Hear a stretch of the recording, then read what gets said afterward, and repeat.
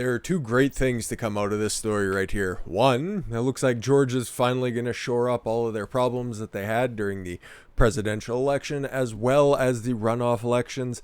They don't want that to go again. And with this passing, with Brian Kemp finally signing on the dotted line, it made Hollywood sperg out. And there is nothing more delicious than seeing a bunch of overprivileged millionaires who don't understand any of the problems of the common folk that they so widely and openly purport to have their best interests in mind, just fucking lose their mind and practically smear their own shit on the walls.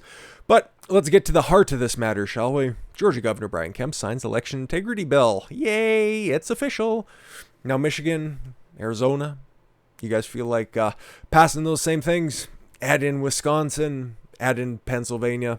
Pennsylvania's been oddly quiet. Still haven't heard anything out of that. And either with that Arizona Maricopa County audit, but hey, those things take time. So give it some time. It's only been a little while now. So Georgia Governor Brian Kemp has signed an election bill that would strengthen voting rules in the Peach State by limiting the number of ballot drop boxes and establishing photo ID requirements for absentee voters, among other things. This legislation, Senate Bill 202, was passed along party lines by Georgia's General Assembly with votes of 100 to 75 in the House and 34 to 20 in the Senate.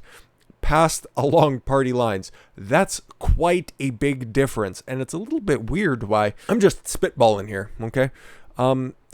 Most assuredly, those 100 in the House are Republicans, and those 34 are Republicans as well in the Senate. Then how on God's green earth could that state go so overwhelmingly, eventually for Biden, and just so overwhelmingly blue overall in both of those previously mentioned elections? Really gets the noggin jogging. As reported by The Hill, the bill will require voters to provide a driver's license or state-issued ID card to request and submit absentee ballots. What's wrong with that? What's wrong with that? And it would curtail the use of drop boxes or ballot drop boxes, limiting their placement to early voting locations to making them accessible only while the precinct is open.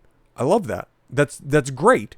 They should be properly monitored. I couldn't imagine why you would want to have them open or accessible when there's not proper supervision for them. I can think of a couple of reasons. YouTube won't allow me to elaborate any further on it. You guys can probably do the same sort of connecting the dots, as it were, but yeah, we'll just leave it at that. The bill also gives the Georgia State Election Board the ability to take over county election boards in areas that may require oversight. Why would they want to do that? Well, Georgia Secretary of State, currently held by Brad Raffensperger, the only thing that he's good at is recording and leaking phone calls, would also be removed as chair of the state election board. Yay! You fucked up once, you doubled down on that fucked up, now get the fuck out. In addition, the bill, which has now been signed into law, shortens the runoff election span, taking it from 9 weeks after the general election to 4 weeks, and prevents food or beverages from being given to voters who are waiting in a line to vote. Oh my God, these poor people, they're just going to have to bring their own. How about that? Instead of using it as an incentive to, let's just say, theoretically sign up homeless people. Hey, you come vote, guess what you're going to be getting? Something to eat and something to drink. Yeah, you shouldn't have to incentivize people to vote. It is their God-given right. It is something that used to require some sort of service. And I think we should return to some kind of a model like that. But if you need to, in other terms, just bribe them to come down and fucking mark the box for you, that means that your platform is not that compelling. That means that the short-term needs of somebody outweigh your ability to sway them to come to the ballot box normally. Nothing wrong with any of these rules so far. Former Senator Kelly Loeffler, now the head of the key grassroots organization Greater Georgia, applauded the passage of this bill, and so did I. You know who didn't? Hollywood celebrities. They are currently right now all over Twitter just fucking screeching, oh, this is racist. Oh, what you're doing is terrible. Oh, it shouldn't be so easy to buy a gun. It should be easier to vote. And they don't know the first thing about owning and maintaining a firearm anyways, so why are they fucking proselytizing? Well, because they have nothing better to do, because nobody's coming to see their shitty fucking videos anymore. And you know what they're doing? They're trying to infect other institutions, the only places that currently give them a platform. Hollywood celebrities hammer Democrats Manchin and Sinema in campaign to end the filibuster. One of those senators I do like, Joe Manchin. I talked about it yesterday when he was very critical about H.R. 1, weirdly enough, the bill that would federalize elections, shorthand. And Krysten Sinema, I don't like her whatsoever.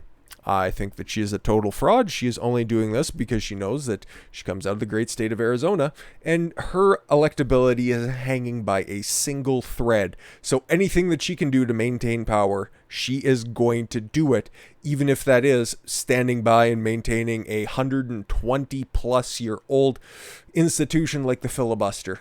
It is functionally retarded why anybody would go ahead and stand up for her. But it's even more of a helmet-bedecked idea to go and attack these people because, okay, they said that they would not support getting rid of the filibuster, therefore you should probably go after them because inclusion. Hollywood celebrities are creating a social media swarm in the effort to help Senate Majority Leader Chuck Schumer end the filibuster. They are also waging a sham campaign against moderate Democrat. Krysten Sinema is not a moderate. Democratic Senators Joe Manchin, that's not for Joe, that's for Krysten, who have broken ranks by so far refusing to back the left-wing effort. Stars in scare quotes, Alyssa Milano, Deborah Messing, Ken Jeong. What happened? You used to be a kind of a shock comedian, Dr. Ken. And Paul Bettany. Oh, that's the guy who's doing the Elton John impression. That makes sense. Chrissy Teigen's squished head would be a part of that, but she got rid of her own Twitter account because harassment again. Senator Mitch McConnell also has argued the filibuster is necessary to provide a counterweight against radical bills. The last time that the Democrats made such sweeping changes was when they got rid of the two-thirds majority needed for a confirmation to the Supreme Court of the United States, which in one of Mitch McConnell's very rare good speeches said that they would come back to regret this ever so quickly. And Brett Kavanaugh, ACB, as much as I have heard my gripes with her, it was very, very quick that the Democrats came to regret that. And eventually there will come a point where the Democrats will be in the minority, a very short 2 years from now, obviously. And they're going to rely on that filibuster. So if they want to get rid of it now, you know that they have a scheme and they realize that their fucking time is ticking. The purpose of the filibuster is to block bad ideas from becoming law and encouraging bipartisan solutions. The design also stabilizes a national policy from swinging with every shift of the political winds, he wrote in a recent USA Today op-ed. Hey, credit where credit's due. The turtle fucking popped out of his shell and had a good point. Alyssa Milano tweeted that ending the filibuster has never been more important than it is right now. Fuck her. I wouldn't. She's way too old and has had miles of dick ran through her. Other backing the initiative include Rosanna Arquette, Irrelevant, Michael Kelly, I don't know who that is, Piper Pirabo, she hasn't been relevant in 20 years, Clark Gregg, and Conan's sidekick, Andy Richter. As you can see, the fucking A-team rolled out for this one. Let's see what Michael Kelly had to say. It's past time to hashtag end the filibuster. You can't take anybody serious who actually talks in hashtags. I understand it's a tweet.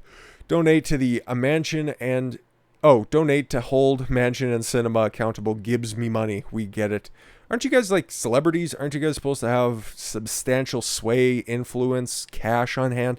Why are you asking people to do stuff for you to get rid of stuff that you'll regret in a couple years' time? Fucking dumb. Holy fuck. Kathy Griffin, when she isn't sawing the head off of effagized presidents, she has time to tweet, "In the filibuster, because I'm fucking irrelevant hack." Or you could just think like Joe Biden, and I'd imagine all these people are probably trying to think up their much more creative ideas of how the filibuster is racist and a relic of the Jim Crow or Jim Eagle era. Every time that Hollywood comes out to support something or voice their displeasure from it, it is 100% a clear sign that it is the 180-degree take that you should be making. Ending the filibuster is fucking retarded. They know it. They are just empty-headed individuals that just get a script sent to them and just parrot out whatever talking point it is. Just like we could go through those tweets that are down here. How many of those are just retweets or same copy-paste shit over and over again? Flippa Sue, Michael Kelly, Rosie, Kathy Griffin, Rosanna Arquette. their identical tweets. Past time to end the filibuster. It's past time to end Hollywood. With that said, guys, I thank you all very much for the gift of your time. I've been Don Consuelo. I want you to follow your gut and get after it. Take care, everyone.